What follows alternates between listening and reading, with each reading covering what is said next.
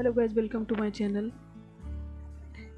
आज हम स्टार्ट करेंगे क्लास 6 की एनसीईआरटी भूगोल विषय की और इसका हेड टाइटल है पृथ्वी हमारा आवास। ये क्लास 6 की एनसीईआरटी केवल क्लास 6 के बच्चों के लिए ही नहीं, कुछ कंपटीशंस के लिए भी बहुत इंपॉर्टेंट होते हैं और बेसिक क्लियर करने के लिए भी, जिससे आप अपना बेसिक मजबूत कर सकते हैं। तो चलिए बढ़ते हैं आगे और देखते हैं हमें कौन कौन से चैप्टर्स पढ़ने हैं क्लास 6 की एनसीईआरटी में।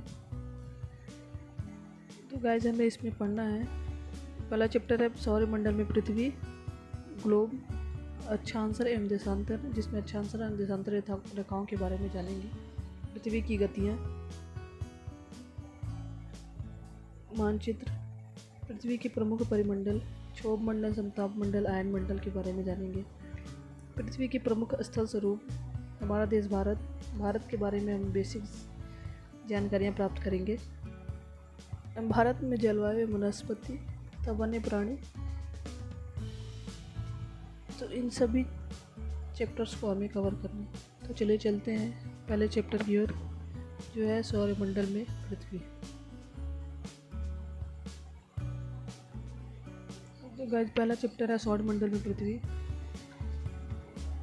तो हम स्टार्ट करेंगे पूर्ण चंद्रमा वाली रात से, क्योंकि यहाँ ऊपर कहानियों से स्टार्ट किया गया है कि आप आसमान में चमकते हुए तारे को देखते हैं तो कैसी अनुभूति होती है। तो छोटे बच्चों को समझाने के लिए और इंटरेस्ट बनाने के लिए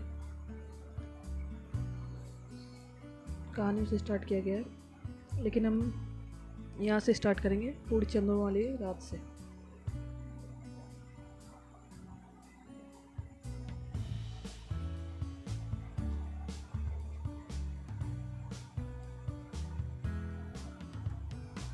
तो यहाँ से स्टार्ट करेंगे पूर्ण चंद्रमा वाली रात से। पूर्ण चंद्रमा वाली रात यानी पूर्णिमा,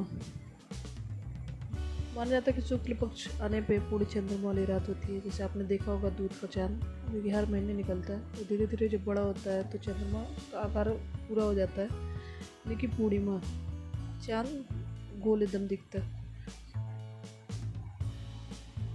15 दिन बाद आप इसे नहीं दे सकते, और कुछ समय बाद आपको चांद आसमान में नहीं दिखाई देगा। वो कौन सी रात होती है? नए चंद्रमा की रात्रि, यानी कि अमावस्या।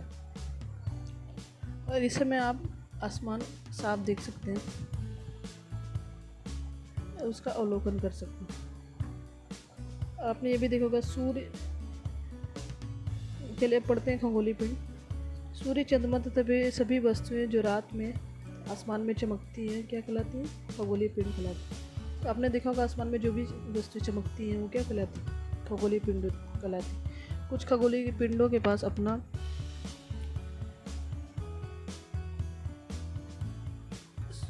प्रकाश एवं ऊष्मा होती है, क्योंकि क्या करते हैं,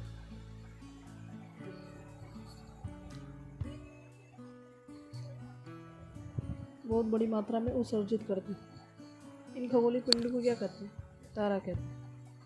तो इसके अनुसार क्या हो गया? सूर्य भी एक तारा हो गया, क्योंकि सूर्य भी ग्रहों को अपनी ऊष्मा एवं प्रकाश देता है।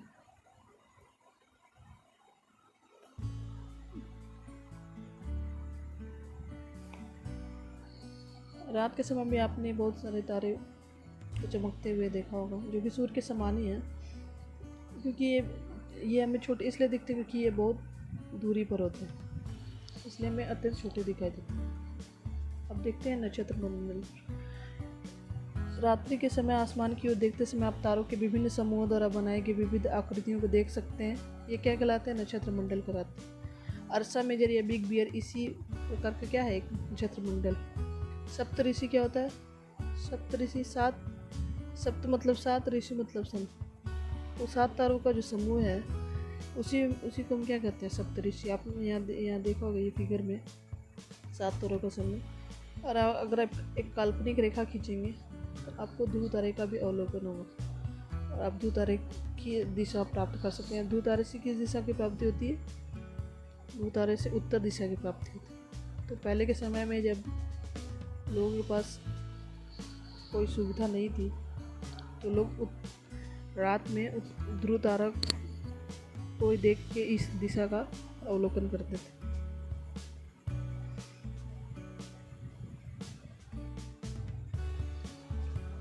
और जो हमारा नक्षत्र मंडल है उसे क्या करते हैं, और वो नक्षत्र मंडल अर्सा मेजर का ही क्या है, भाग है।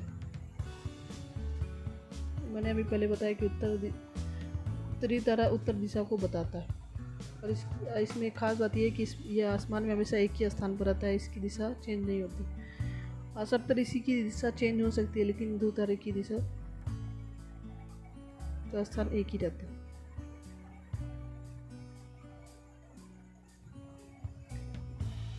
अब ग्रह किसे कहते हैं? कुछ खगोलीय पिंडों में अपना प्रकाश एवं ऊष्मा नहीं होती है।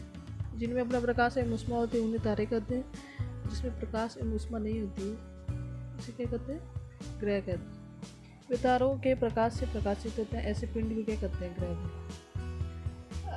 विग्रह शब्द किससे बना है? प्लेनेटाई शब्द से बना है, जिसका अर्थ होता है परिभ्रमक, अर्थात चारों ओर घूमने वाला। और ये प्लेनेटाई शब्द कहाँ का है? ग्रीक भाषा।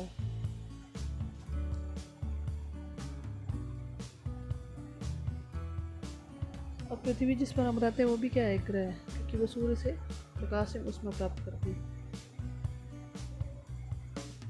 और ये सूर्य का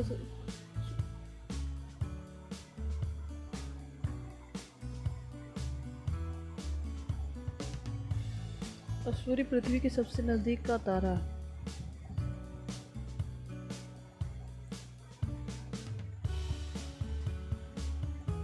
चलिए आगे बढ़ते हैं। अब पृथ्वी का उपग्रह क्या है? चंद्रमा। पृथ्वी का एकमात्र उपग्रह चंद्रमा है। और जो पृथ्वी के चारों ओर चक्कर लगाता है, जैसे 8 ग्रह हैं वो सूर्य के चारों ओर चक्कर लगाती है दीर्घवृत्ताकार कक्ष में, उसी प्रकार चंद्रमा भी पृथ्वी के चक्कर लगाता है। पहले 9 ग्रह माना जाता था, लेकिन प्लूटो को बौना ग्रह बोल दिया गया। उसके बाद 8 ही ग्रह।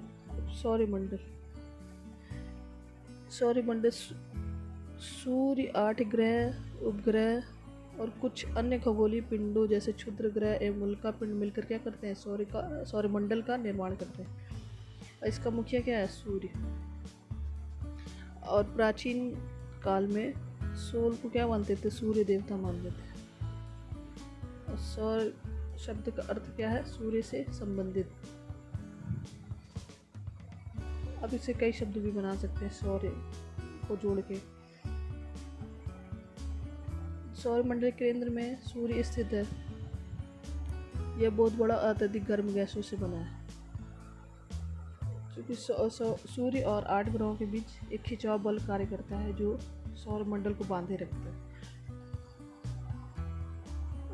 सूर्य सौरमंडल के लिए प्रकाश एवं ऊष्मा का एकमात्र स्रोत है। हम इसकी अत्यधिक तेज ऊष्मा को महसूस क्यों नहीं कर पाते? क्योंकि ये पृथ्वी से लगभग 15 करोड़ किलोमीटर दूर है। इसीलिए इसकी किरणें धरती पर आने में 8 से अधिक मिनट का समय लेती हैं। इसी कारण हम इसके अत्यधिक तेज ऊष्मा को महसूस नहीं कर पाते। चलिए आगे बढ़ते हैं ग्रहों की ओर। तो हमारे सौरमंडल में कितने ग्रह हैं? सौरमंडल में 8 ग्रह हैं। सूर्य से दूरी के अनुसार Budh, Shukra, Prithvi, Mangal, Brihaspati, Shani, Uranus, Neptune. Uranus को आप अरुण और नेपच्यून को वरुण बोल सकते हैं। और यहाँ पे ये ट्रिक दिया हुआ याद करने के लिए, आप इसके सारे याद भी कर सकते हैं या फिर अपना आप खुद का ट्रिक बना सकते हैं, जो कि और भी बेहतर है याद करने के लिए। My very efficient mother just served us nuts. So इसके द्वारा आप याद कर सकते हैं।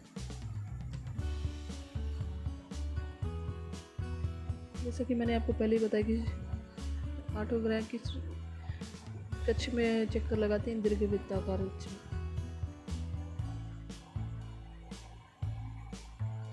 बुध सूर्य के सबसे नजदीक ग्रह है, इसीलिए इसे 28 दिन लगते हैं सूर्य का एक चक्कर पूरा करने में। शुक्र को पृथ्वी को जुड़वा ग्रह माना जाता है। क्योंकि इसका आकार जो आकृति होता है वो पृथ्वी के एकदम समान होता है, लगभग समान होता है। इसी वजह से इसे जुड़ा ग्रह माना जाता है। मैंने आपको पहले बताया कि प्लूटो पहले ग्रह माना जाता था, लेकिन अंतर्राष्ट्रीय खगोलीय संगठन ने अपनी बैठक 2006 में जो अगस्त में हुई थी, निर्णय लिया कि प्लूटो को क्या कहेंगे, बौना ग्रह। तो चलिए चलते पृथ्वी के बारे में पढ़ते हैं। तो सूर्य से दूरी के हिसाब से पृथ्वी क्या है, तीसरा ग्रह, और आकार के अनुसार यह पांचवा सबसे बड़ा ग्रह है। ये ध्रुवों के पास थोड़ी चपटी है, इसीलिए इसे भू-आप कहा जाता है। भू-आप का अर्थ क्या होता है, पृथ्वी के समान आकार। पृथ्वी अनोखा ग्रह है क्योंकि यहाँ जीवन जीना संभव है और यहाँ जीवन के लिए अनुकूल परिस्थितियाँ संभव है, इसलिए इसे अनोखा ग्रह भी कहते हैं। क्योंकि यहाँ ना तो अधिक गर्मी है ना अधिक ठंडी है, और सबसे ज़रूरी बात, यहाँ पानी एवं वायु उपस्थित है, जो कि जीवन के लिए बहुत आवश्यक है।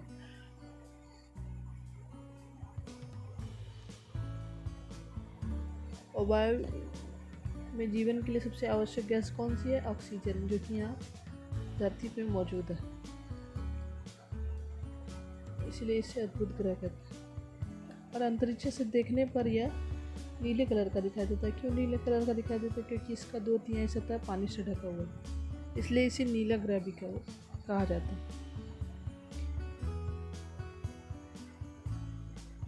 अब पढ़ते हैं चंद्रमा के बारे में। तो हमारी पृथ्वी का केवल एक ही उपग्रह है जो है चंद्रमा, और इसका व्यास पृथ्वी के व्यास का केवल 1/4 है।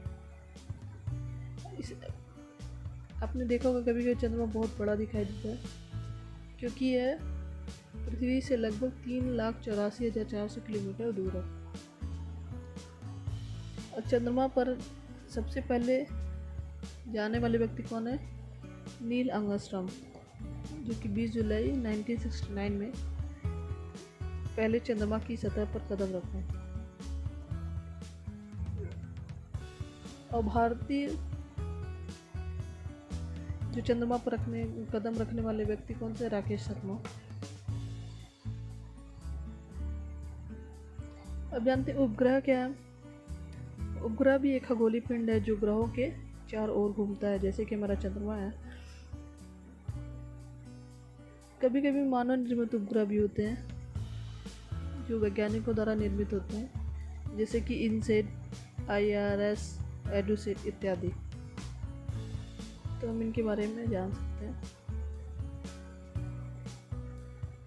चंद्रमा पृथ्वी का एक चक्कर लगभग 27 दिन में पूरा करता है, और इतना ही चक्कर वह अपने अक्ष पर भी घूमता है। पृथ्वी भी अपने अक्ष पर घूमती है और चंद्रमा भी अपने अक्ष पर घूमता है, इसीलिए हमें चंद्रमा का केवल एक ही भाग दिखाई पड़ता है। चंद्रमा की परिस्थिति जीवन के लिए अनुकूल नहीं है, क्योंकि यहाँ इसकी सतह पर पर्वत, मैदान, गड्ढे जो चंद्रमा की सतह पर छाया बनाते हैं। और पूर्णिमा के दिन चंद्रमा पर इनकी छाया को आप देख सकते हैं, जो कि नग्न आंखों से नहीं देख सकते हैं।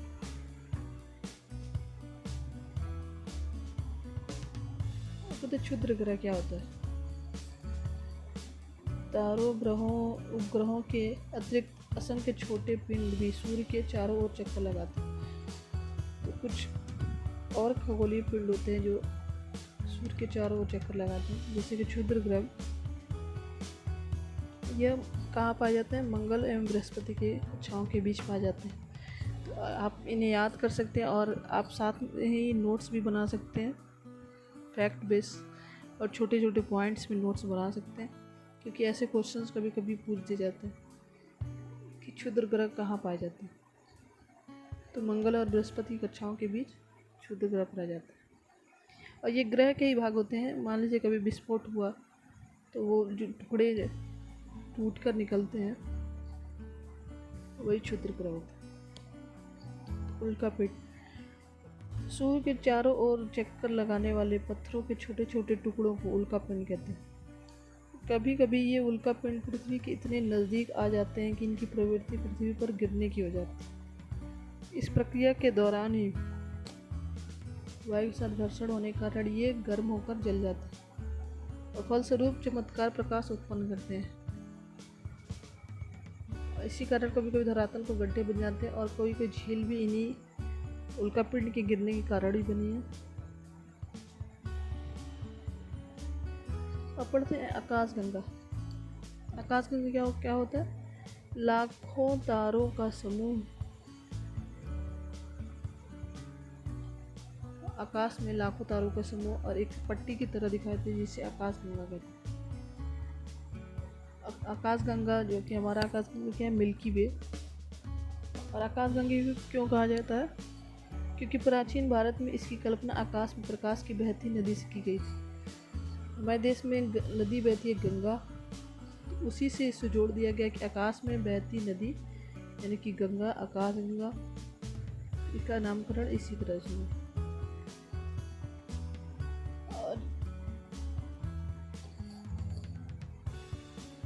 आकाशगंगा में करोड़ों तारों, बादलों और गैसों की क्या है? एक प्रणाली है। इस प्रकार की लाखों आकाशगंगाएं मिलकर क्या करती हैं? ब्रह्मांड का निर्माण करती हैं। तो लाखों आकाशगंगाएं ब्रह्मांड का निर्माण करती हैं। अब यहाँ से हम लोग देख सकते हैं, ये हो गया ब्रह्मांड, ये हो गया ब्रह्मांड, आकाशगंगा, सौरमंडल और पृथ्वी, और यहाँ पे मनुष्य जहाँ रहते हैं। अभी ये नहीं खोज के गए कितनी आकाशगंगा हैं ब्रह्मांड में,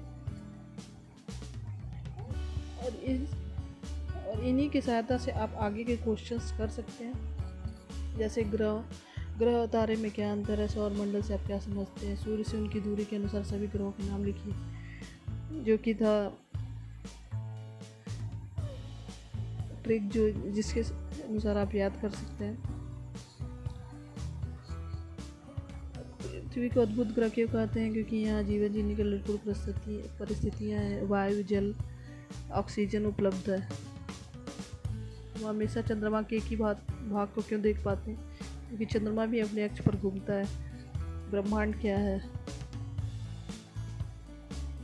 किस ग्रह को पृथ्वी का जुड़वा ग्रह माना जाता है? शुक्र को। सूर्य से तीसरा सबसे नजदीक ग्रह कौन सा है? पृथ्वी है। इस तरह आप सभी क्वेश्चंस कर सकते हैं। सभी ग्रह सूर्य के चारों किस पथ पर चक्कर लगाते हैं? दीर्घवृत्ताकार पथ पर। ध्रुव तारे से किस दिशा का ज्ञान होता है? उत्तर दिशा का ज्ञान होता है। क्षुद्र ग्रह किन कक्षाओं के बीच पाया जाता है? मंगल एवं बृहस्पति के बीच पाया जाता है। तो इस तरह से आप क्वेश्चंस अटेम्प्ट कर सकते हैं। अगर आपको ये लेसन पसंद आया तो मेरे चैनल को लाइक, सब्सक्राइब और शेयर करिए, और कोई सुझाव देना चाहते हैं तो कमेंट बॉक्स में आप कमेंट कर सकते हैं। मेरे चैनल देखने के लिए धन्यवाद। Thank you and bye. मिलते हैं नेक्स्ट चैप्टर के साथ।